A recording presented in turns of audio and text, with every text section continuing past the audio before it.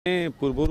नेताजी जयंती में आमर तो प्रत वर्ष हुए राजनगर में बहुत बड़ पर्व गणपर्व रूप आम ग्रहण कर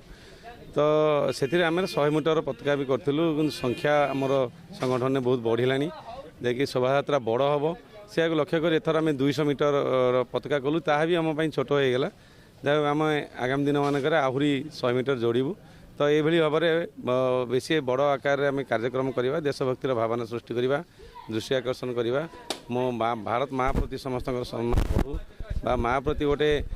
भारत माँ गोटे कर्तव्य अच्छी युव समाज भितर एवं समस्त भितर देशवासी भितर सृष्टि हो जे मो देश किसी कम कर देश मातृका से भाई गोटे भावना क्रिएट करने आमर ये गोटे प्रयास एवं सबुठ बड़ हो